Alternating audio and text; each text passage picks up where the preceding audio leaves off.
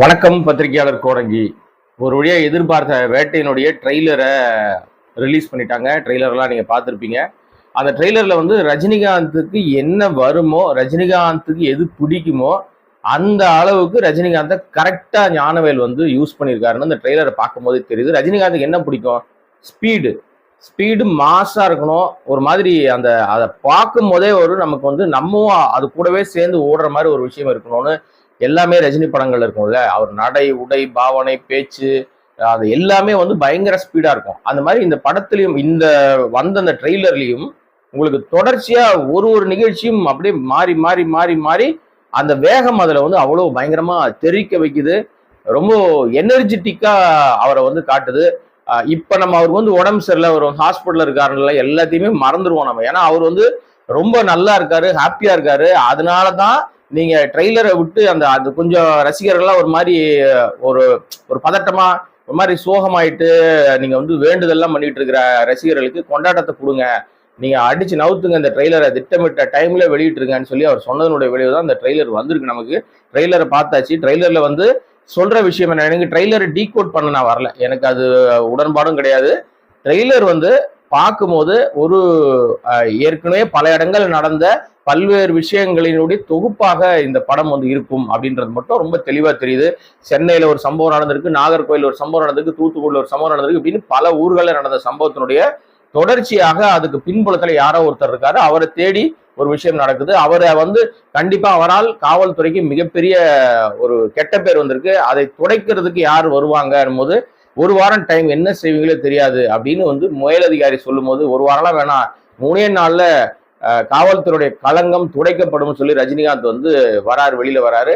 அவருடைய அந்த ஸ்பீடு வேகத்துக்கு வந்து ரொம்ப அப்ரப்டா அப்படியே வந்து ஞானவேல் வந்து ரஜினிக்காகவே இந்த கதையை வந்து மாத்தி எழுதியிருக்காரு, அவருக்காகவே இந்த கதையை உருவாக்கி இருக்காருன்றது மட்டும் ஒரு ஃப்ரேம் பை ஃப்ரேம் நம்மளால புரிஞ்சுக்க முடியுது. நீங்க வந்து இப்ப இந்த ட்ரெய்லர் பாத்தீங்க, இந்த ட்ரெய்லர் பார்த்துட்டு கொஞ்ச நாளைக்கு முன்னாடி வந்து மனசிலாய ஒரு சாங் வந்துச்சு, அப்புறம் இன்னொரு சாங் ஒன்று வந்துச்சு. இந்த சாங்கெல்லாம் பார்க்கும்போது இந்த ட்ரெய்லருக்கும் அந்த சாங்க்கும் செகண்ட் சிங்கில கூட நம்ம நம்பிடலாம். ஏன்னா அது வந்து சூப்பர் ஸ்டார்டா வரலாறுடா அப்படின்னு அவருடைய புகழ் பாடுற ஒரு விஷயம் ஆயிடுச்சு. மனசிலாயோ சாங் வந்து டிப்பிக்கலா அது வேற மாதிரி ஜானர்ல இருந்துச்சு. அந்த ஜானர் பாட்டுக்கும் இந்த படத்தினுடைய இந்த ட்ரெய்லருக்கும் சம்மந்தமே கிடையாது. ஏதோ ஒரு பெரிய ஒரு விஷயத்த வந்து ரஜினி செஞ்சிட்டு இருக்காரு. இது இடையில போய் ஒரு டான்ஸ் ஆடுறாரு போல இருக்கு. யோசிச்சு பாருங்களேன், பக்கா கமர்ஷியல் படம் ரஜினிக்காக ஒரு படம் உருவாயிருக்கு வேட்டையன். அதே நேரத்துல அவரு இயக்குனர் ஞானவேலுடைய எண்ணம், அவருடைய ஜெய்பீம் கொடுத்த மாதிரியான ஒரு மிகப்பெரிய மெசேஜ், மிகப்பெரிய ஒரு ஸ்ட்ராங்கான ஒரு விஷயத்தையும் இதுக்குள்ள கொண்டு வந்திருக்காரு. ஒரு சமூக விரோத செயலில் ஈடுபட்டவர்களுக்கு, அதுவும் வந்து ரேபிஸ்ட்ன்னு நினைக்கிறேன் நான், ஏன்னா அப்படிதான் அந்த விஷயம் வருது. பெண்களை வந்து கொடூரமாக கொலை செய்தவனுக்கு கொடுக்கப்படுகிற தண்டனை அப்படின்ற விஷயத்துக்குள்ளதான் இந்த கதை வந்து அங்கங்க நகருது.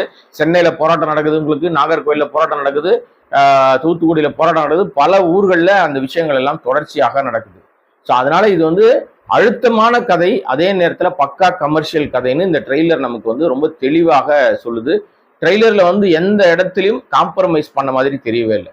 ஏன்னா ஒரு படத்தினுடைய ஒரு பானை சோற்றுக்கு ஒரு சோறு பதம்ன்ற மாதிரி ஒரு ட்ரெய்லர் தான் நமக்கு வந்து இந்த படம் என்ன சொல்ல போகுது, இந்த படம் வந்து எதை நோக்கி நம்ம நகர்த்தோம், இந்த படம் வந்து நமக்கு எதிர்பார்ப்பை பல்ஸை எகிர வைக்குமா, இல்ல ட்ரெய்லர் பார்த்தே முடிவு பண்ணிடுவாங்களா, இவ்வளவுதான் விஷயம் இருக்கா அப்படின்ற மாதிரி ஒரு தோற்றத்தை வந்து ட்ரெய்லர் ஏற்படுத்தும். இந்த ட்ரெய்லர் தொடங்கினதுல இருந்து முடிகிற வரைக்கும் ஸ்பீடு, வேகம், அந்த ஃபாஸ்ட், அது சொல்ற செய்தி, அதுதான் இந்த படத்தின் மீதான எதிர்பார்ப்பை அதிகப்படுத்துது. ஏற்கனவே ரொம்ப பெரும் எதிர்பார்ப்போடு எல்லா ஊர்களையும் பயங்கர வரவேற்பு இருக்கு. ஓவர்சீஸ் டிக்கெட் புக்கிங்லாம் தாறுமாறா இருக்கு. அது என்ன சொல்றோம், அதிரி புதிரின்னு சொல்லுவாங்கல்ல, அந்த மாதிரி தாறுமாறு லெவல்ல வந்து அங்க புக்கிங் போயிட்டு இருக்கு. ஒரு நண்பர் ஒருத்தர் சொல்லியிருக்காரு, சார் ஒரு நாள்ல மட்டுமே அந்த ஊர்களில் மொத்தமா ஆயிரக்கணக்கான டிக்கெட் வித்துருக்கு சார். கிட்டத்தட்ட வந்து உங்களுக்கு வந்து இந்த மாதிரி டிக்கெட் புக்கிங் வந்து சரமாரி சேல்ஸ் வந்து ஆனதே கிடையாது. ஓப்பன் பண்ணவனே, கவுண்டர் ஓப்பன் பண்ணவனே டோட்டலா எல்லா டிக்கெட்டு புக் ஆயிடுது. இது மாதிரி யூஎஸ்ல வந்து வேற எந்த தமிழ் படத்துக்கும் நடந்தது இல்லை. இது மிகப்பெரிய இமாலய சாதனை அப்படின்னு சொல்லி சொல்றாங்க.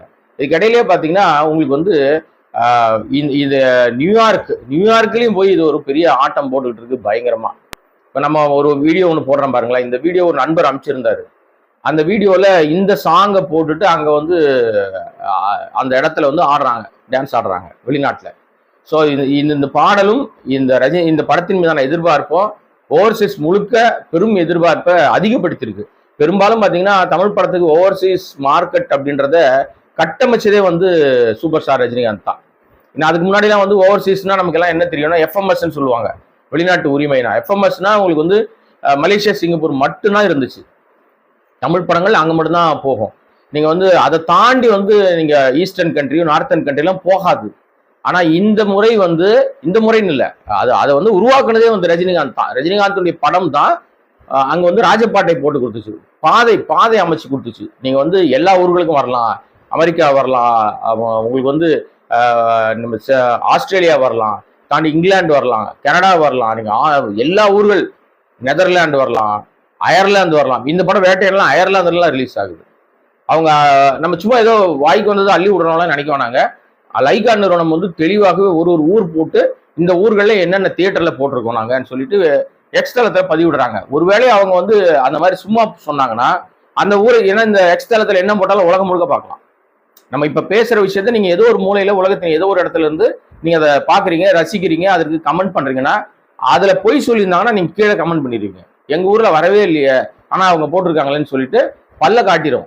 எப்போ ரொம்ப நாளைக்கு அந்த வந்து பொய் வந்து எடுபடாது. ஸோ அதனால வந்து அவர்கள் வந்து ஒரு ஊரை போட்டுட்டு, இப்போ யூஎஸ்ஏன்னு போட்டாங்கன்னா யூஎஸ்ஏல எந்தெந்த ஊர்களில் எந்தெந்த டவுன்ல இந்த படம் ரிலீஸ் ஆகுதுன்னு போட்டிருக்காங்க.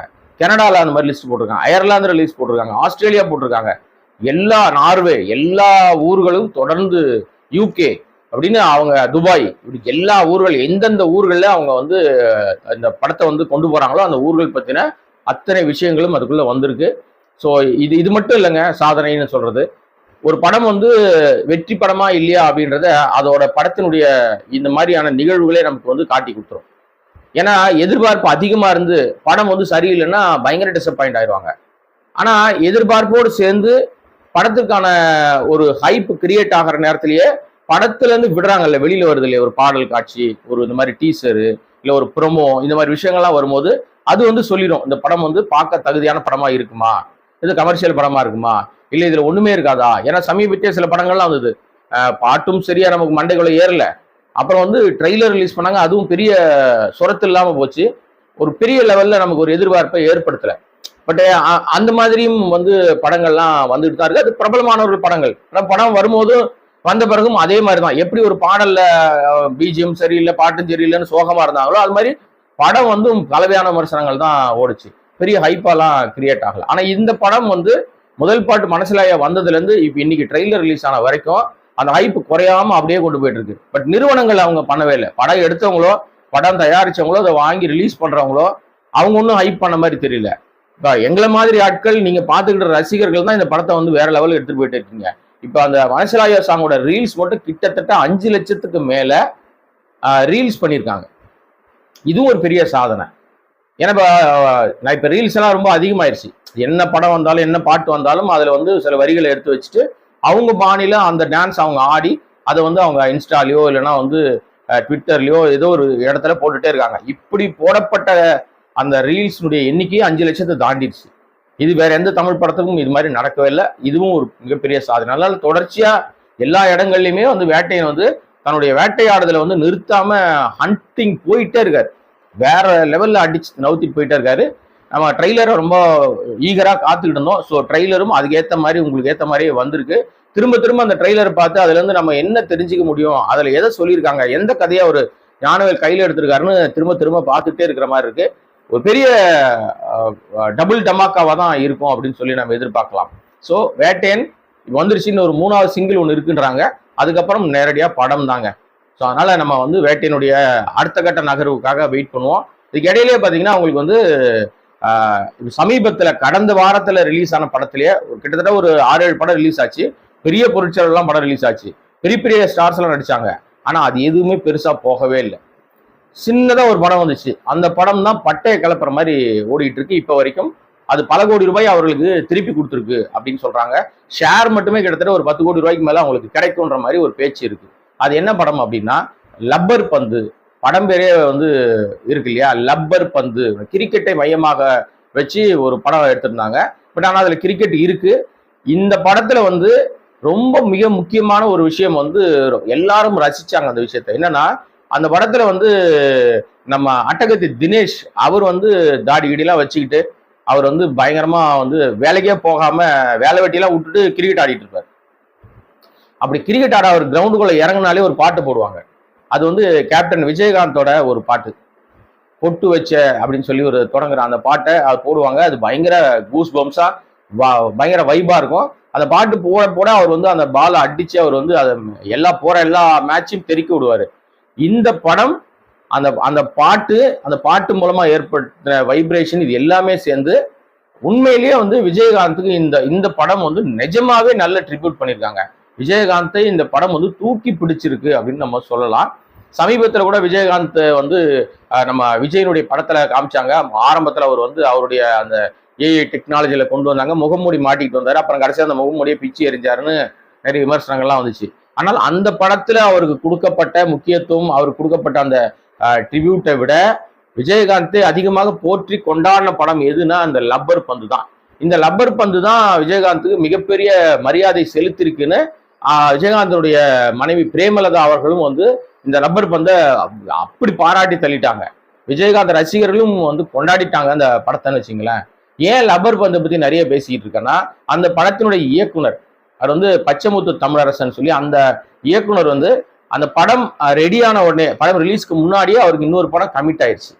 இன்னொரு படம் கமிட் ஆயிட்டு அந்த நிறுவனம் வந்து அவங்க போய் டேட் வாங்கி வச்சிருக்கிற ஆள் யார் அப்படின்னு சொன்னா நம்ம தனுஷுக்கு தான் அந்த அவங்க படம் பண்றதா முதல்ல பேசியிருக்காங்க. இயக்குனர் முடிவு பண்ணாம இருந்திருக்காங்க. அந்த இயக்குனர் தான் இந்த லப்பர் பந்து இயக்குனர் அப்படின்னு சொல்றாங்க. தனுஷ் வந்து லைனப் நிறைய படங்கள் வச்சிருக்காரு. ஆனா இவர் இந்த படம் வெற்றி பெற்று பெரிய லெவல்ல பேசப்படுறதுனால இவருக்கும் இடையிலேயே சைலண்டா அவருக்கு தேதியை கொடுப்பாருன்றாங்க. ஸோ அவருக்கு அடுத்த கட்டமாக தனுஷுக்கு படம் பண்ண போறவர் லப்பர் பந்து இயக்குனர் அப்படின்னு சொல்றாங்க. இதன் மூலமாக லப்பர் பந்து இயக்குனர் தமிழ் சினிமாவில் கவனிக்கப்படத்தக்க இயக்குனர்கள்ல ஒருத்தராக வந்துட்டாரு. ரொம்ப சாதாரணமான கதையை தான் எடுத்திருக்காரு. அழகா ஒரு மாப்பிள்ளைக்கும் மாமாவுக்குமான ஒரு ஈகோ கிளாஷை எடுத்துக்கிட்டு ரொம்ப டிப்பிக்கலா ஜாலியா ஒரு படம் பண்ணியிருக்காங்க. சும்மா ஃப்ரெண்ட்லியா பசங்க எல்லாம் விளையாடுற மாதிரி ஒரு படத்தை பண்ணிட்டு அது பெரிய வெற்றியும் பெற்றிருக்கு. அதனால பெரிய பிரம்மாண்ட படங்களை விட இந்த மாதிரி குட்டி குட்டி படங்கள் சைலண்டா சைக்கிள் கேப்ல உள்ள வந்து அடிச்சு அது தன்னோட வெற்றியும் தக்க வச்சுக்குது, அவங்களுக்கு அடுத்த கட்ட உயர்வையும் கொடுத்துருக்கு. அதில் நடிச்ச ஹரிஷ் கல்யாண், அட்டகத்தி தினேஷ், படம் தயாரிச்சவங்க எல்லாருமே பயங்கர செம ஹாப்பியில் இருக்காங்களாம். அதோட இல்லாம இந்த இயக்குனர்கிட்ட யாருக்கிட்டனா லப்பர் பந்து இயக்குனர்கிட்ட துருவ் விக்ரம் வந்து ஒரு கதை கேட்டிருக்காருன்னு சொல்றாங்க. எனக்கு ஒரு கதை பண்ணி கொடுப்பா, நாம ஒரு படம் பண்ணுவோம் அப்படின்னு சொல்லி அவர் கேட்டிருக்காரா. அவர் இப்போ வந்து பைசன்ல பண்ணிக்கிட்டு இருக்காரு. யாருன்னா மாரி செல்வராஜோட இணைஞ்சு பைசன் படம் பண்ணிட்டு இருக்காரு. அவர் இவர்கிட்ட ஒரு கதை கேட்டிருக்காருன்றாங்க. அதனால எந்த இயக்குனர்கிட்ட வந்து என்ன மாதிரி கதைகள் வரும், எப்படி வரும், அதை மக்கள் எப்படி ஏத்துப்பாங்க, நீங்க எப்படி அதுக்கு சப்போர்ட் பண்ணுவீங்கன்னு கண்டே பிடிக்க முடியாதுங்க. அந்த அளவுக்கு தமிழ் சினிமாவில் பல மாற்றங்களை தொடர்ந்து அடிச்சு நவுத்திக்கிட்டே வராங்க.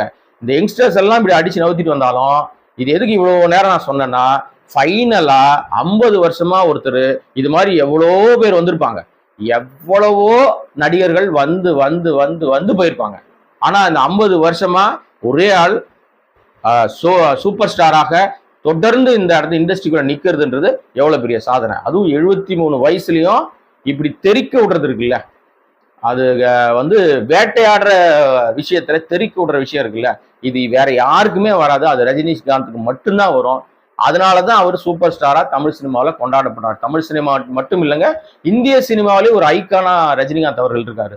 ஸோ 50 வருஷம் ஒரு மனுஷன் வந்து தமிழ் சினிமாவை தூக்கி பிடிச்சிருக்காருன்ற போது இந்த தமிழ் சினிமா இண்டஸ்ட்ரி ஏன் அவரை கொண்டாடக்கூடாதுன்னா கண்டிப்பா கொண்டாடணும். பார்ப்போம் அந்த 50 வருஷம் கொண்டாட்டத்துல தமிழ் சினிமாவுடைய அமைப்புகள், தமிழ் சினிமாவை சேர்ந்தவர்கள் அவர் இங்க என்னெல்லாம் பண்றாங்க, என்ன பண்ண போறாங்கன்றத நீங்க கவனிக்கிற மாதிரி நம்மளும் கவனிச்சுக்கிட்டு இருக்கோம். நேரம் சரியாக அமையும் பட்சத்துல ஒரு விஷயத்தையும் நம்ம வந்து சொல்லிட்டே இருப்போம். இடையிலே வந்து சத்யராஜ் அவர்கள் வீடியோ ஒன்று வெளியிட்டிருக்காரு. சூப்பர் ஸ்டார் அவர்கள் மருத்துவமனையிலிருந்து நலமுடன் வீடு திரும்பணும்னு சொல்லி அவர் வந்து வீடியோ வடிவில் அவருக்கு வந்து ஒரு வாழ்த்து செய்தியை சொல்லி நீங்க சீக்கிரமா வீட்டுக்கு வாங்க அப்படின்னு சொல்லி சத்யராஜ் அவர்களை வாழ்த்திருக்காரு. அது மாதிரி ஏகப்பட்ட பேர் வாழ்த்து இருக்குன்னு வச்சுங்களேன். இந்த வாழ்த்துக்களினுடைய அடிப்படையில் தான் அவர் வந்து இப்போ நலமுடன் இருக்காரு. நாளைக்கு அவர் வந்து வீட்டுக்கு வந்துருவாருன்னு சொல்றாங்க இல்லையா. நம்ம காலையில அந்த வீடியோ போட்டிருந்தோம். ஸோ இப்போ வேட்டையனுடைய ட்ரெய்லர் தான் இன்னைக்கு ஃபுல்லா போகும், நாளைக்கும் போகும், தொடர்ந்து படம் ரிலீஸ் வரைக்கும் போகும். இடையில 3வது சிங்கிள் வந்தா அந்த கொண்டாட்டத்தோடு நம்ம உங்களை சந்திக்கிறேன். மீண்டும் யாராவது தகவல் இருந்துச்சுன்னா உங்களை சந்திக்கிறேன். நன்றி, வணக்கம். வீடியோ உங்களுக்கு பிடிச்சிருந்தா ப்ளீஸ் லைக் அண்ட் ஷேர் பண்ணுங்க. மறக்காம எங்க சேனலை சப்ஸ்கிரைபும் பண்ணுங்க.